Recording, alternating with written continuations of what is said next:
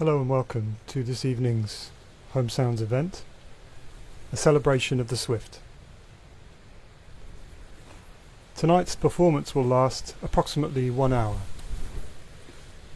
It comprises spoken word, pre-recorded birdsong in context, a piece of improvised sound, and live environmental sound. The spoken words will come from myself, Martin Scaife, Director of Recast Music Education and the Home Sounds Project, the author, naturalist and recast patron Mark Cocker, and Oliver Payne, sound artist, recast director and programme manager of Norwich-based music and disabilities charity Musical Keys. The birdsong comes primarily from tonight's object of celebration, the Swift. The improvised sound from Oliver Payne and the live environmental sounds of RSPB Titchwell Marsh on the North Norfolk coast, where the Home Sounds Project has installed a live streaming microphone that broadcasts the diverse acoustic habitat of this unique nature reserve of coastal, reedbed, freshwater, saltwater and woodland landscapes and wildlife. The Home Sounds Project invites everyone, particularly young people, to become active in their environmental listening for the benefit of their creativity, education, health and well-being. I'm extremely grateful to both Oliver and Mark for their contributions to tonight's event, the thrust of which is powered by their enthusiasm for the Swift, their appreciation for the importance of sound in understanding and relating to our environments, and willingness to share this through the medium of the Home Sounds Project. The format of tonight's event takes its inspiration from sound walking, an activity that is central to the work of the Home Sounds Project and which we are only recently able to return to in person. An initial period of extended environmental sound is intended to orientate the listener to both the source of the sound and the source of their listening, themselves. A similar period at the end of the performance is intended to support the listener in moving from focused listening to everyday listening as the performance ends. Full details of the Home Sounds Project, including opportunities to attend our in-person sound walks, are available through the links in the video description. As with all Home Sounds activities, I encourage you to make time, get comfortable, but not too comfortable, and create for yourself a listening space.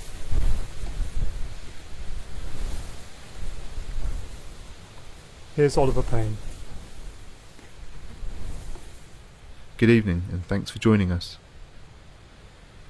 I had been talking with Martin about a piece of writing we had commissioned Mark Cocker to write for this year's Yarmonics Festival, which due to current events is to be held online.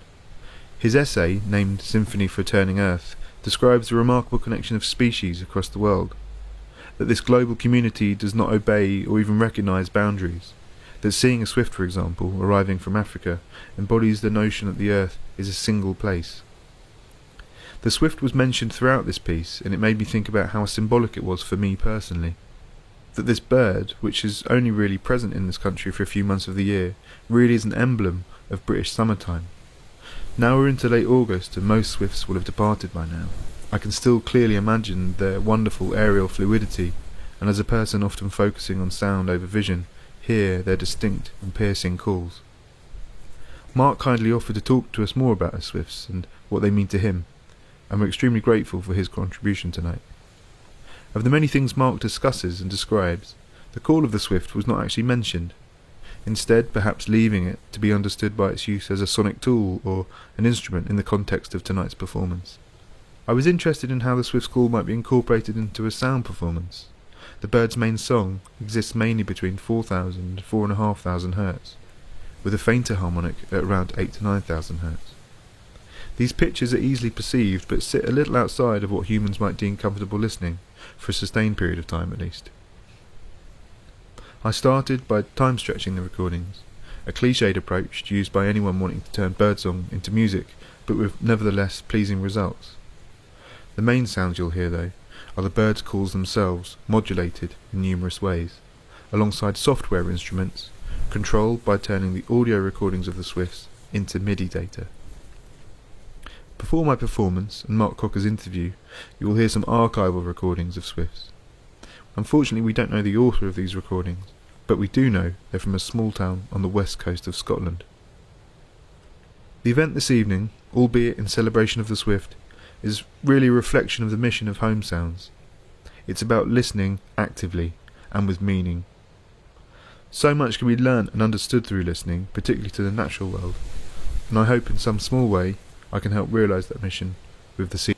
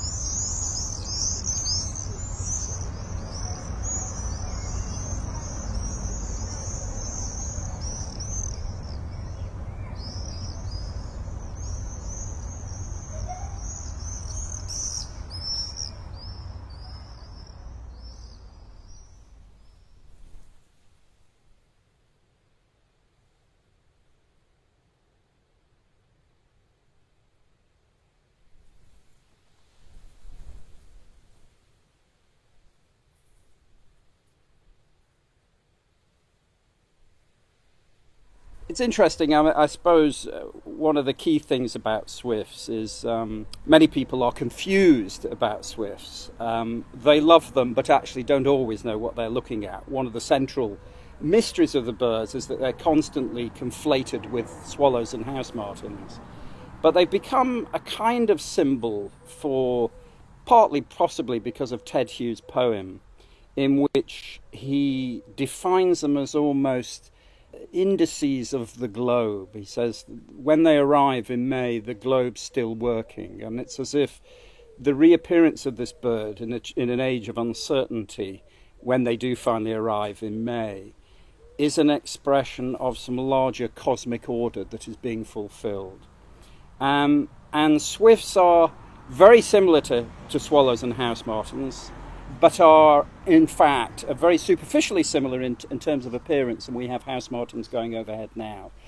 And that is that they have very long wings and spend a lot of the time in the air. And in fact, like swallows, like house martins, swifts are the smallest birds with the capability of gliding flight. And that's because the lifestyle of all these birds is determined by aerial insects. And one of the key reasons why they have such an impact on us is that gliding flight is an expression of warm air. And these birds are dependent upon insect populations, which increase only when the sunlight increases in this part of the planet, the temperatures rise, the aerial insects appear, and then the birds, as if by magic, return from Africa.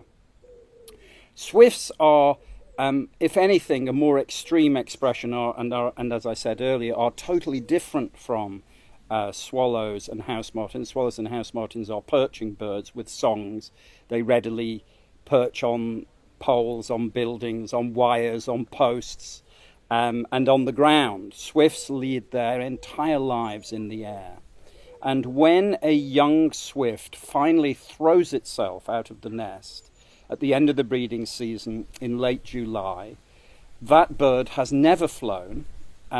It's actually never seen the planet, because it is born in a tiny little dark cellular space, very often in people's roofs. And when it emerges finally, it flies for the first time. Not only does it fly, it never returns to the nest that it was born in, and it may not land for 2 years, or the best part of 2 years. And that bird may continue flying for possibly as much as 18 or 19 months, until it returns as a late second-year bird to start breeding itself, and then it may enter a roost space. But in the interim, not having landed, the bird may have flown somewhere in the region of the distance from here to the moon, 500,000 kilometres. Their lifetimes, it's estimated that they fly something like 800 kilometres a day. In their entire lives, and swifts can live up to 19 years, they may fly many millions of miles, and I think that is part of their symbolic potency, that they are these extraordinarily highly developed aerial machines, and there is truthfully nothing on the planet quite like swifts. And swallows and house martins are themselves extraordinarily remarkable, and when you see a swallow flying over us as we see now, those birds will eventually disappear in October and fly all the way to South Africa. And that is extraordinary. But at least swallows do something we do, which is that they are subject to gravity and they land on things. And swifts are the closest invertebrate life to a total defiance of gravity. And their lives are lived journeys. One of the remarkable things is a study that was done in Beijing.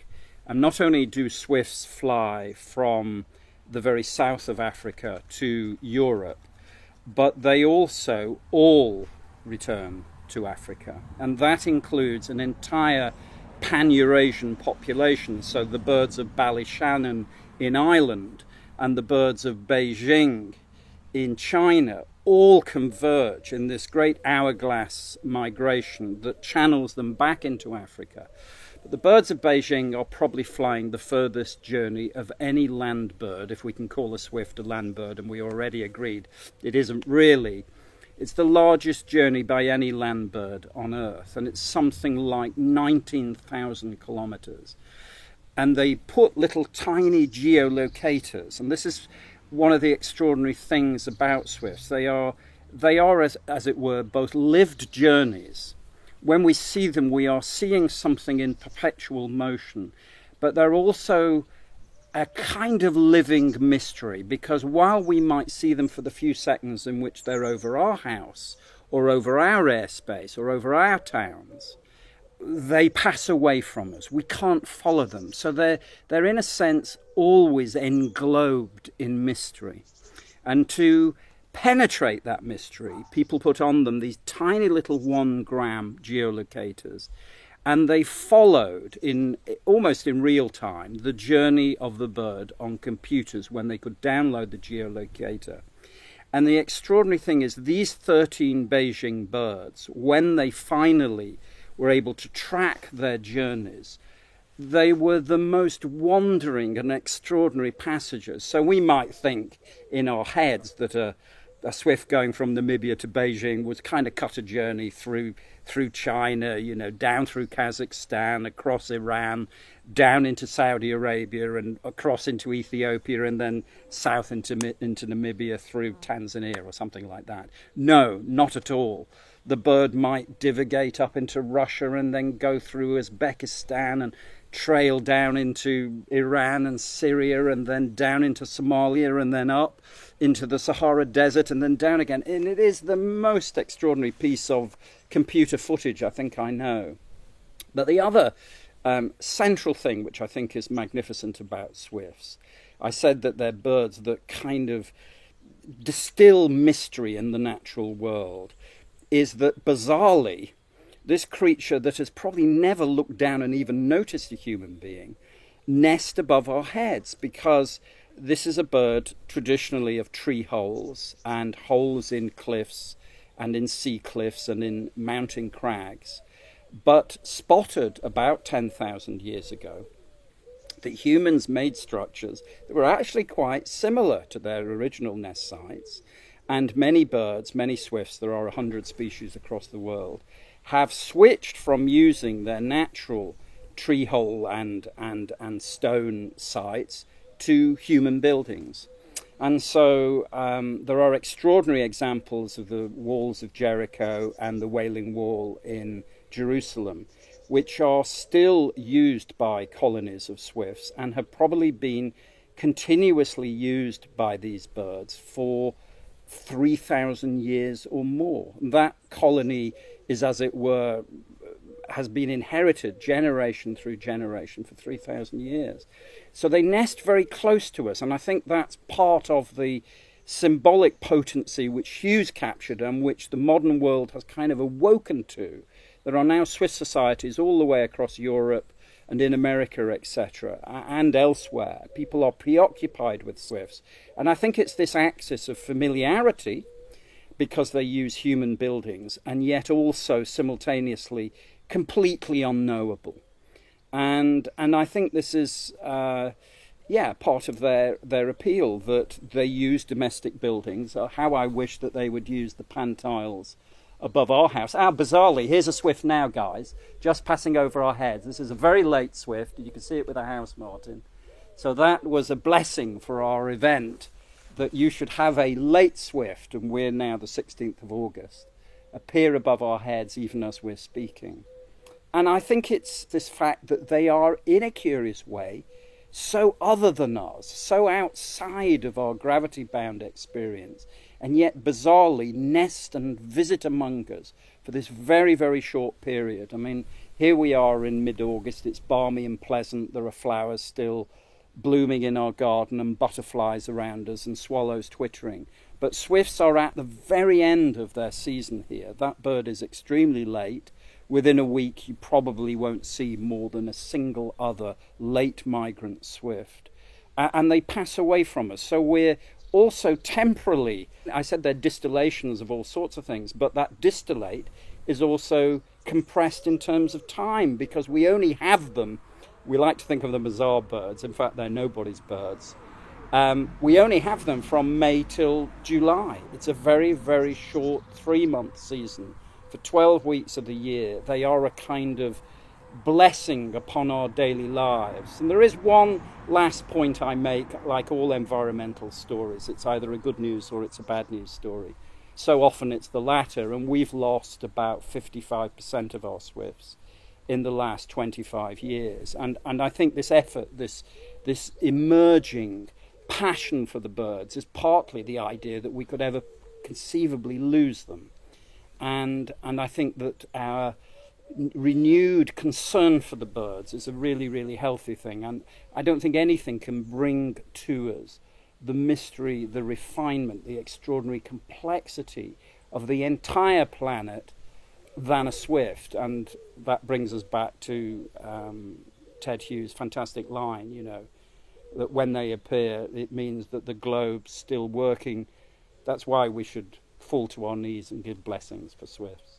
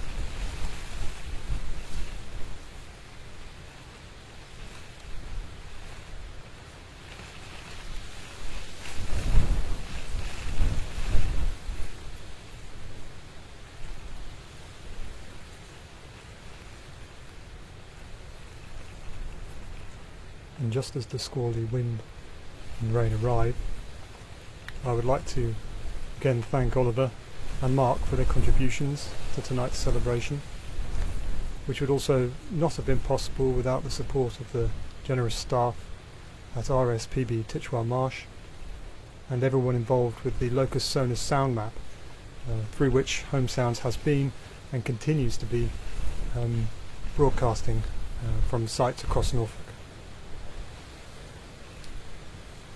Our previous live stream sound walks and events are available to take part in again through our YouTube channel.